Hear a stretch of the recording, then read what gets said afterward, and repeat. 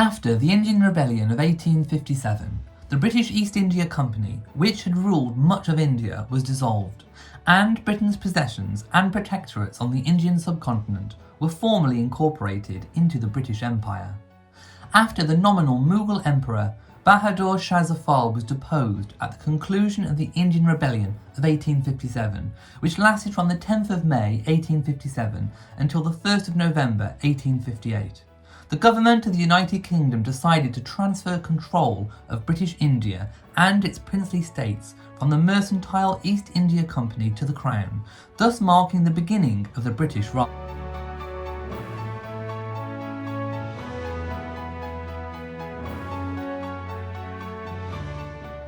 Queen Victoria had a relatively balanced view of the conflict and condemned atrocities on both sides. She wrote of her feelings of horror and regret at the result of this bloody civil war, and insisted, urged on by Prince Albert, that an official proclamation announcing the transfer of power from the company to the state should breathe feelings of generosity, benevolence and religious toleration. At her behest, a reference threatening the undermining of native religions and customs was replaced by a passage guaranteeing religious freedom. The East India Company was officially dissolved on the 1st of June 1874, and the British Prime Minister Benjamin Disraeli decided to offer Queen Victoria the title Empress of India. Queen Victoria accepted this style on the 1st of May 1876. The first Delhi Durbar, which served as an imperial coronation, was held in her honour 8 months later on the 1st of January 1877. The idea of having Queen Victoria proclaimed Empress of India was not particularly new, as Lord Ellenborough had already suggested it in 1843 upon becoming the Governor-General of India. By 1874, Major General Henry Ponsonby, the Queen's private secretary, had ordered English charters to be scrutinised for imperial titles. The Queen, possibly irritated by the sallies of the Republicans, the tendency to democracy, and the realisation that her influence was manifestly on the decline, was urging the move. Another factor may have been that the Queen's first child, Victoria, was married to Frederick, the heir apparent to the German Empire. Upon becoming Empress, she would outrank her mother. By January 1876, the Queen's insistence was so great that Benjamin Disraeli felt that he could procrastinate no longer. Initially, Victoria had actually considered the style Empress of Great Britain, Ireland and India, but Disraeli had persuaded the Queen to limit the title to India in order to avoid controversy. Hence the title Kaiser-i-Hind was coined in 1876 by the Orientalist G.W. Leitner as the official imperial title for the British monarch in India. The term Kaiser-i-Hind means Emperor of India in the vernacular of the Hindi and Urdu languages. Many in the United Kingdom, however, regarded the assumption of the title as an obvious development from the 1858 Government of India Act, which resulted in the founding of the British Raj. The public were of the opinion that the title of Queen was no longer adequate for the ceremonial ruler of what was often referred to informally as the Indian Empire. The new styling underlined the fact that the native states were no longer a mere agglomeration, but a collective entity. The Emperor or Empress of India took little direct part in government. The exercise of sovereign powers was delegated from the Emperor or Empress, either by statute or by convention, to the Viceroy and Governor-General of India, who were appointed by the Emperor or Empress, or to offices such as the Secretary of State for India. The appointed Viceroy and Governor-General performed these duties with the advice and consent of the Parliament of the United Kingdom and the Government of India. Executive power was exercised by His or Her Imperial Majesty's government in the presidencies and provinces via the Viceroy and Governor-General, and the princely states via suzerainty.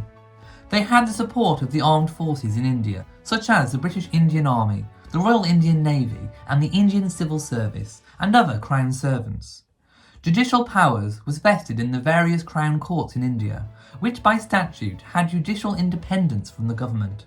Powers independent of government were legally granted to other public bodies by statute or statutory instrument, such as an ordering council or a royal commission.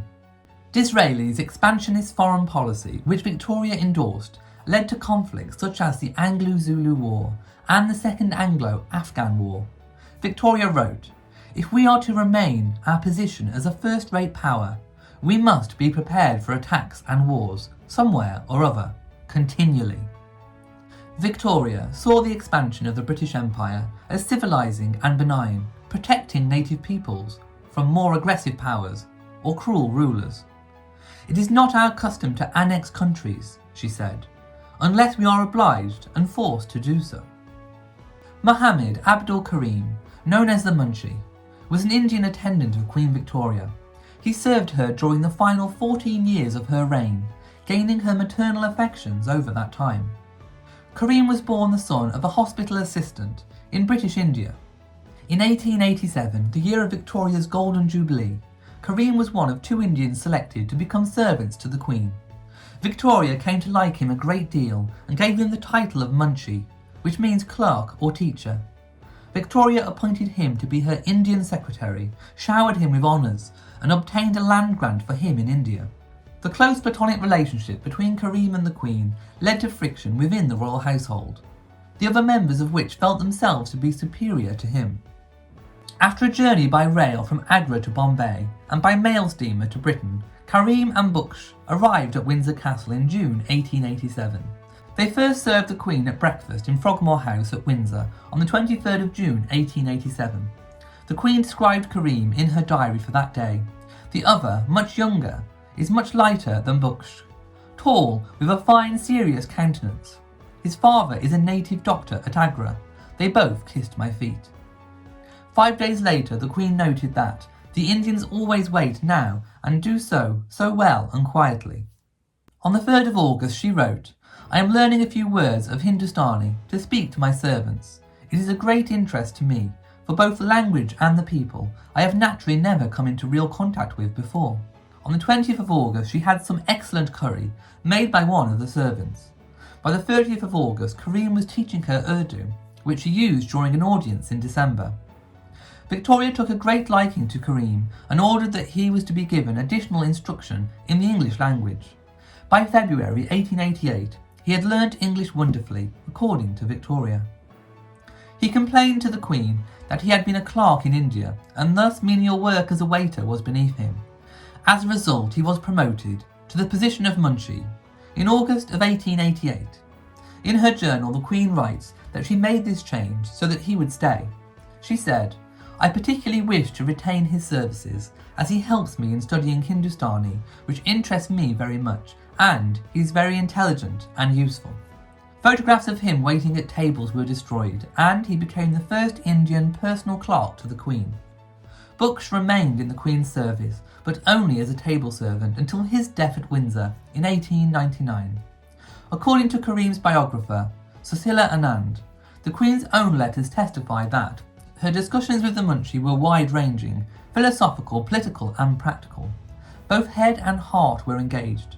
There is no doubt that the Queen found in Abdul Karim a connection with a world that was fascinatingly alien, and a confidant who would not feed her the official line. Karim was placed in charge of other Indian servants and made responsible for their accounts. Victoria praised him in her letters and journal, saying, "I am so very fond of him. He is so good and gentle and understanding. All I want, and is a real comfort to me." At Balmoral Castle, the Queen's Scottish estate, Karim was allocated the room previously occupied by John Brown, a favourite servant of the Queen who had died in 1883. The Queen insisted on taking Karim with her on her travels, which caused arguments between her and her other attendants. Following Victoria's death in 1901, her successor, Edward VII, returned Karim to India and ordered the confiscation and destruction of the Munshis' correspondence with Victoria. Karim subsequently lived quietly near Agra, on the estate that Victoria had arranged for him, until his death at the age of 46. 27 years before Queen Victoria's Delhi Durbar, on the 29th of March 1849, following the conclusion of the Second Anglo-Sikh War, the Kingdom of Punjab was formally annexed to company rule, and the last Treaty of Lahore was signed, officially ceding the Koh-I-Noor to Queen Victoria and the Maharaja's other assets to the company. Article 3 of the treaty read, "The gem called the Koh-I-Noor shall be surrendered by the Maharaja of Lahore to the Queen of India. The lead signatory of the treaty for the 11-year-old Maharaja Dulheep Singh was the Commander-in-Chief Tej Singh, a loyalist of Maharaja Gulab Singh, who had previously been in possession of the Koh-I-Noor and gained Kashmir from the Sikh Empire by a treaty with Britain following the First Anglo-Sikh War. The Governor-General in charge of the ratification of this treaty was the Marquis of Dalhousie. The manner of his aiding in the transfer of the diamond was criticised even by some of his contemporaries in Britain, although some thought it should have been presented as a gift to Queen Victoria by the East India Company. It is clear that Dalhousie believed the stone was a spoil of war and treated it accordingly, ensuring that it was officially surrendered to her by Dulheep Singh. The presentation of the Koh-I-Noor by the East India Company to the Queen was the latest in a long history of transfers of the diamond as a coveted spoil of war. Dulheep Singh had been placed in the guardianship of Dr. John Logan, a surgeon in the British Army, serving in the Presidency of Bengal. Dulheep Singh would move to England in 1854. In due course, the Governor-General received the Koh-I-Noor from Dr. Logan. Legend has it that before the voyage, John Lawrence left the jewel in his waistcoat pocket when it was sent to be laundered, and was most grateful when it was returned promptly by the valet who found it.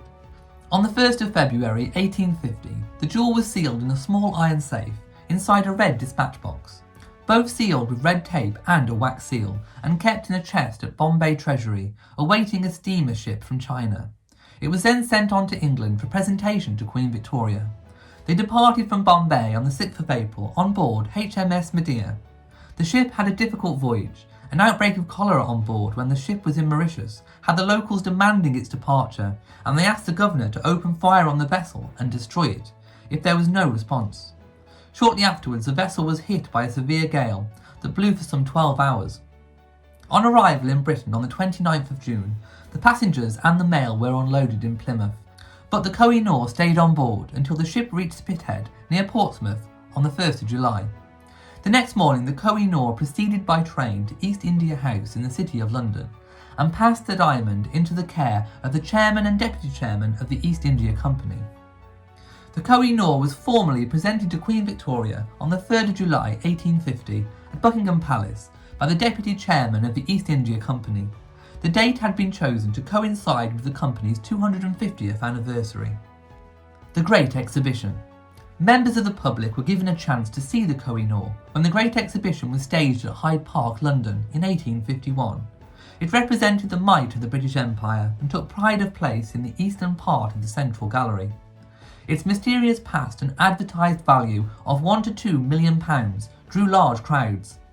At first, the stone was put inside a gilded birdcage, but after complaints about its dull appearance, the Koh-I-Noor was moved to a case with black velvet and gas lamps, in the hope that it would sparkle better. Despite this, the flawed and asymmetrical diamond still failed to please viewers. Originally, the diamond had 169 facets and was 4.1 centimetres long and 1.62 centimetres deep. It was high domed with a flat base and both triangular and rectangular facets, similar in overall appearance to other Mughal-era diamonds, which are now in the Iranian crown jewels. Disappointment in the appearance of the stone was not uncommon. After consulting mineralogists, including Sir David Brewster, it was decided by Prince Albert, the husband of Queen Victoria, with the consent of the government, to polish the Koh-I-Noor. One of the largest and most famous Dutch diamond merchants, Moses Coster, was employed for the task. He sent to London one of his most experienced artisans, Levi Benjamin Vorzanger, and his assistants. On the 17th of July 1852, the cutting began at the factory of Garrard & Co. They used a steam-powered mill built specially for the job. The recut took place under the supervision of Prince Albert and the Duke of Wellington, with the technical direction of the Queen's mineralogist James Tennant. The cutting took 38 days. Albert spent a total of £8,000 on the operation, which reduced the weight of the diamond from 186 old carats, which is 191 in modern, to its current 105.6 carats. The stone measured 3.6 centimetres long and 1.3 centimetres deep. Brilliant cut diamonds usually have 58 facets, but the Koh-I-Noor has 8 additional star facets around the cullet, making a total of 66 facets. The great loss of weight is to some extent accounted for by the fact that Vorzanger discovered several flaws, one especially big, that he found it necessary to cut away. Although Prince Albert was dissatisfied with such a huge reduction, most experts agreed that Vorzanga had made the right decision and carried out his job with impeccable skill. When Queen Victoria showed the recut diamond to the young Maharaja Duleep Singh, the Koh-I-Noor's last non-British owner, he was apparently unable to speak for several minutes afterwards. The much lighter but more dazzling stone was mounted in a honeysuckle brooch and a circlet worn by the Queen. At this time it belonged to her personally and was not yet part of the crown jewels. Although Victoria wore it often, she became uneasy about the way in which the diamond had been acquired. In a letter to her eldest daughter, Victoria, Princess Royal, she wrote in the 1870s, "No one feels more strongly than I do about India, or how much I opposed our taking those countries, and I think no more will be taken, for it is very wrong and no advantage to us. You know also how I dislike wearing the Koh-I-Noor." After Queen Victoria's death, the Koh-I-Noor was set in the crown of Queen Alexandra, the wife of Edward VII, that was used to crown her at their coronation in 1902. The diamond was transferred to Queen Mary's crown in 1911, and finally to the Queen Mother's crown in 1937. When the Queen Mother died in 2002, the crown was placed on top of her coffin for the lying in state and funeral. All these crowns are on display in the Jewel House at the Tower of London, with crystal replicas of the diamonds set in the older crowns.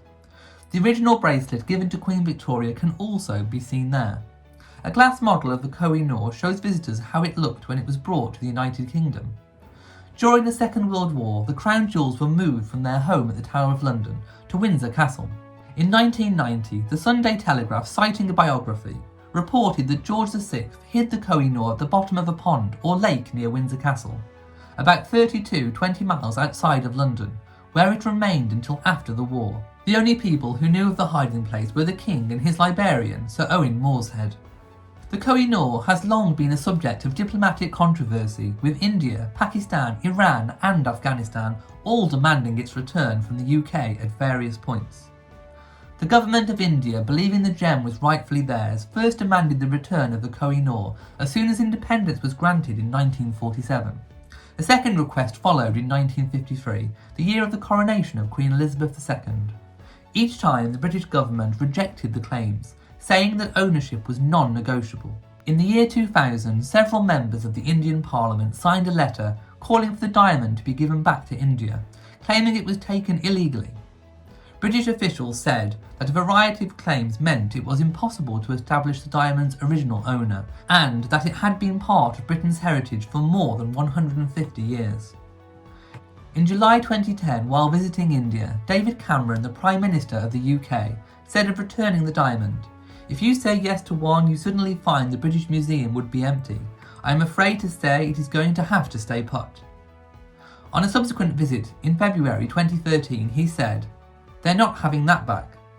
In April 2016, the Indian Culture Ministry stated it would make all possible efforts to arrange the return of the Koh-I-Noor to India.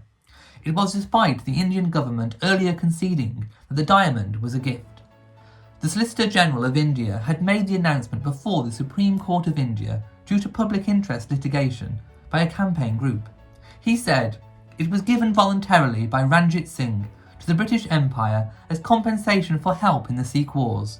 The Koh-I-Noor is not a stolen object." Queen Victoria remained Empress of India until her death on the 22nd of January 1901.